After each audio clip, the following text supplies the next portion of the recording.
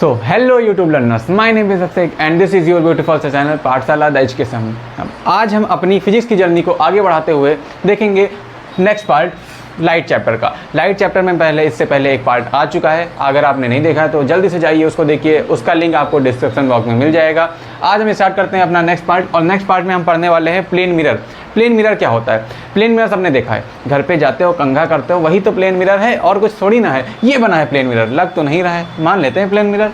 इसको हिंदी में कहते हैं समतल दर्पण। क्या कहते हैं? समतल दर्पण। अगर मैं बात करूं, चलो मान लेते हैं मैं यहाँ खड़ा हूं और यहाँ पर एक शीशा लगा है। तुम लोग मानने आए हो तो मानना पड़ेगा, यहाँ पर एक शीशा लगा है। अब मान लो मैं शीशे में आया हूँ अपने बाल खींचने, मैं अगर अपने बाल सही करता हूँ तो मेरे अंदर यानी कि जो मेरी इमेज बन रही है मिरर के अंदर, वो भी अपने बाल सही करेगी। यानी कि जो इमेज है क्या वो असली है? क्या वो मिरर से आके हमसे बाहर हाथ मिला सकता है, पूछ सकता है खाना खाया कि नहीं? नहीं पूछ सकता है। इसका मतलब वो वर्चुअल है। अब वर्चुअल क्या होता है? ये तो एक अच्छा नाम आ गया। वर्चुअल का मतलब होता है आभासी। वर्चुअल का मतलब होता है आभासी, जिसका हम लोग आभास करते हैं, जो असलियत में नहीं है, जिसको हम लोग इमेजिन करते हैं, उसको बोलते हैं इमेजिनरी।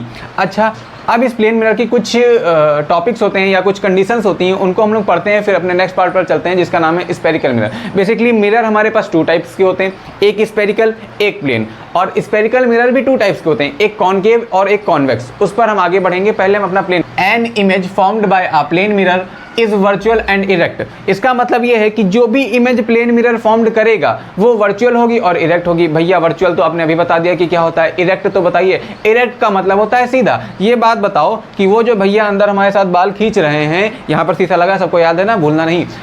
वो जो भैया अंदर हमारे साथ बाल खींच रहे हैं वो कैसे हैं? सीधे हैं कि नहीं? क्या उनका सर नीचे पैर ऊपर है? नहीं, उनका सर ऊपर पैर नीचे, यानी कि जैसे मैं खड़ा हूँ वो भी वैसे खड़े। इसका मतलब होता है इरेक्ट। इरेक्ट का मतलब होता है एकदम सीधा। और वर्चुअल, वर्चुअल का मतलब होता है आभासी। क्या वो बाहर आके हमसे पूछ सकते हैं यार खाना खाया कि नहीं? सॉरी, खाना खाया कि नहीं? आगे बढ़ते हैं। The image formed is as behind the mirror as the object is in front of it.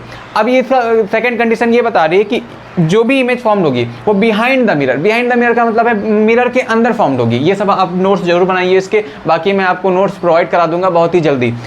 इस तरह हमारी कहती है the size of the image is equal to that of the object. यानी कि मैं अगर बात करूं कि मैंने कहा और भैया कैसे हो, किससे कहा? जो मिरर के अंदर इमेज बन रही है मेरी, उससे कहा।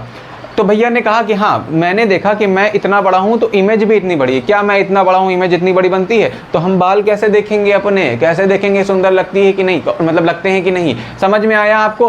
प्लेन मिरर इतनी सारी कंडीशंस पर फॉलो होता है। अगर मैं बताऊँ प्लेन मिरर का मैग्निफिकेशन जो होगा वो हमेशा 1 होगा। मैग्निफिकेशन का मतलब होता है आवर्धन। आवर्धन का मतलब ये होता है कि मैं अगर एक रेशियो का हूँ, 1x की हाइट है मेरी, तो अंदर वाली हाइट भी 1x की होगी। अगर मेरी हाइट 2x की है या 2 मीटर की है तो अंदर वाली हाइट भी 2 मीटर की होगी। तो उसका जो मैग्निफिकेशन आता है, यानी कि मैग्निफिकेशन होता है इमेज और ऑब्जेक्ट का रेशियो, वो हमेशा 1 आएगा। ये बात याद रखना प्लेन मिरर के अंदर। इसको याद करके, रट्टा मार के, कुछ भी करके रख लेना, भूलना नहीं।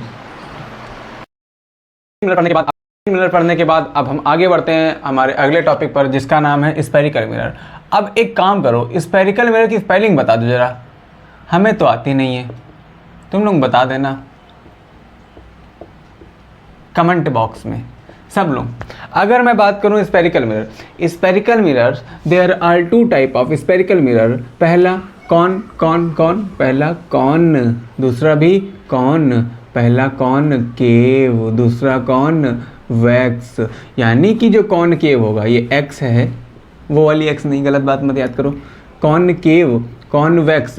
कॉनकेव का मतलब होता है गुफा वाली साइड, वैक्स का मतलब होता है बाहर वाली साइड। ये इनवर्ड है, ये आउटवर्ड है। यहाँ पर जो रिफ्लेक्शन होगा वो, अब आगे बढ़ते हैं तब समझते हैं।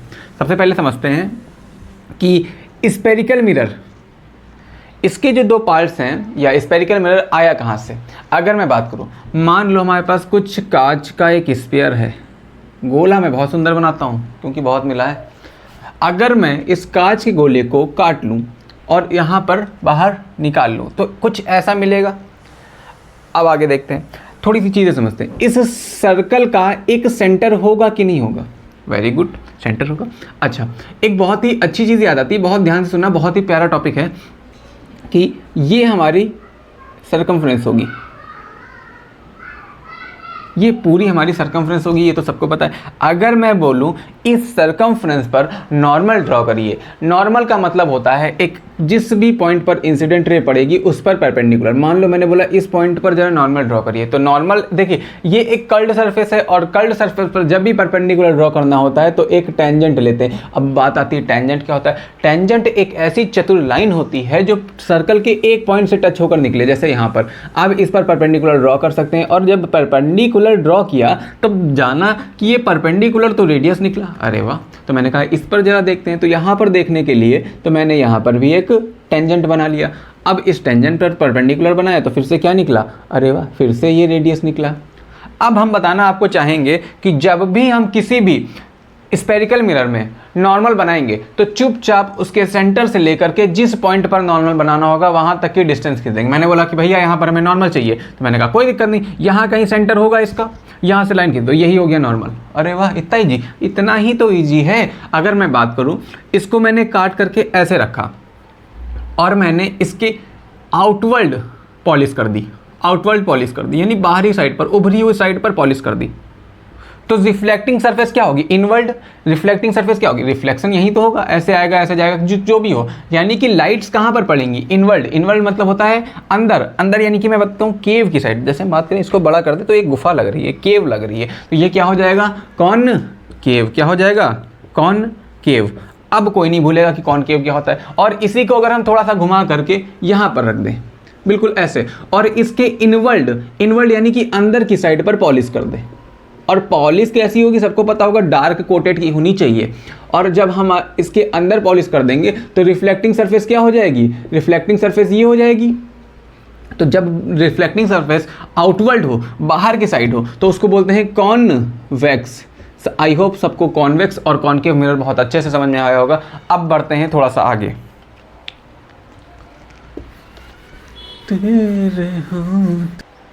अब थोड़ा सा बढ़ते हैं कि हमने जब पढ़ ही लिया है कॉनकेव के बारे में, तो कॉनकेव मिरर को ही समझते हैं, फिर कॉन्वेक्स को समझेंगे। एक साइड में कॉनकेव लिख लेता हूँ, एक साइड में कॉन्वेक्स लिख लेता हूँ। बहुत ही प्यारा टॉपिक है, एकदम प्यार से समझेंगे, एकदम हौले हौले। और मैं कहता हूँ कि अगर आप इस चैनल के साथ बने रहें तो मैं गारंटी लेता हूँ 70 में से 65 नंबर का पेपर मैं इस बोर्ड से फंसा दूंगा। आगे बढ़ते हैं। कॉनकेव मिरर की बात करें तो सबको पता है, एक ऐसा मिरर जिसकी इनवर्ड हो, रिफ्लेक्शन साइड इनवर्ड हो, और आउटवर्ड क्या हो, पॉलिश हो। Very good. रिफ्लेक्शन क्या हो, केव की साइड, तो वो क्या हो जाएगा, कॉनकेव। यानी कि मैं अगर बात करूं तो लाइट आए और यहाँ से रिफ्लेक्ट हो जाए, तो किस साइड पे रिफ्लेक्ट हो रही है, इनवर्ड, तो वो क्या हो जाएगा, कॉनकेव। अगर मैं बोलूं कि हम अगर एक सरफेस लेते हैं या एक कर्वेचर लेते हैं, इसको बोलते हैं, देखो एक ये सर्कल था, इससे काट के निकाला, तो ये सर्कल का एक कर्वेचर है। क्या है, कर्वेचर, इसको बोलते हैं कर्वेचर। कर्वेचर का मतलब होता है सर्कल का एक टुकड़े की बात कर रहे हैं, तो ये एक टुकड़ा है, एक कर्वेचर है। अगर इसमें मैं अंदर की साइड यानी इनवर्ड क्या कर दूं, पॉलिश कर दूं, तो रिफ्लेक्टिंग सरफेस क्या बन जाएगी, आउटवर्ड बन जाएगी, ऐसे आएगी, ऐसे चली जाएगी। तो इसको बोलते हैं कॉन्वेक्स मिरर। अब कुछ चीज़ें होती हैं, कुछ नाम होते हैं, कुछ कहानियाँ होती हैं, पढ़ते हैं और मजे लेते हैं। आगे बढ़ते हैं। मैंने कहा इस मिरर के एकदम मिड पॉइंट को कहते हैं पोल। तो इस मिरर के या इस कर्वेचर के एकदम मिड पॉइंट को भी क्या बोलेंगे, पोल। अब देखो यहाँ अगर मैं इसको बड़ा करूं तो सबको पता है ये कहाँ से आया है, एक सर्कल से आया है। अगर मैं इसको पूरा बड़ा करूं तो सबको पता है ये कहाँ से आया है, एक सर्कल से। सर्कल के अंदर क्या होता है, सेंटर होता है भैया। तो इस सर्कल के अंदर क्या होगा, सेंटर होगा भैया। अब मैं एक इमेजिनरी लाइन ड्रॉ करता हूं जो इस सेंटर से होते हुए जाएगी और पोल से होते हुए बाहर निकल जाएगी। ये एक इमेजिनरी लाइन होती है, ये भी याद रखना। सेम ऐसे भी एक लाइन ड्रॉ करूंगा जो इसके पोल से होते हुए सेंटर से मिलते हुए आगे जाएगी। इसको बोलते हैं प्रिंसिपल एक्सेस। क्या बोलते हैं, प्रिंसिपल एक्सेस। प्रिंसिपल कॉलेज वाली नहीं, ये प्रिंसिपल एक्सेस है, एक्सेस। इसको भी क्या बोलेंगे, प्रिंसिपल एक्सेस। अब बार बार नहीं लिखूंगा, स्पेलिंग कम आती है हमको। हाँ, ये हो गई प्रिंसिपल एक्सेस, ये हो गई प्रिंसिपल एक्सेस। अब इस प्रिंसिपल एक्सेस की अगर मैं बात करूं तो ये मिल रही है सेंटर पर, यानी कि इस पोल से सेंटर तक की डिस्टेंस। और याद करो मैंने बताया था कि जब भी हमें नॉर्मल चाहिए होता है तो वो क्या होता है, रेडियस। तो मैं बात करूं इस सर्कल से सेंटर तक की चीज़ आई हुई है, बहुत प्यार से समझना, बहुत प्यार से। इस सेंटर से लेकर के, इस पॉइंट से लेकर के सेंटर तक खींचा, तो मैंने बताया वो रेडियस थी। क्या थी? रेडियस। अरे वाह, रेडियस थी। बट ये क्या सर्कल है? नहीं, ये कर्वेचर है। तो ये क्या हो जाएगा? Radius of curvature. इतनी डिस्टेंस को क्या बोलेंगे? Radius of curvature. सेम यहां पर भी रेडियस ऑफ कर्वेचर था कि सरकमफ्रेंस से लेकर सेंटर तक की डिस्टेंस क्या होती थी? रेडियस होती थी। और यानी कि ये जो डिस्टेंस होगी यहाँ से इस पॉइंट तक की, ये रेडियस होगी। अच्छा, रेडियस तो पूरे सर्कल की होती है, बट ये क्या है? कर्वेचर है, तो इसका नाम हो जाएगा रेडियस ऑफ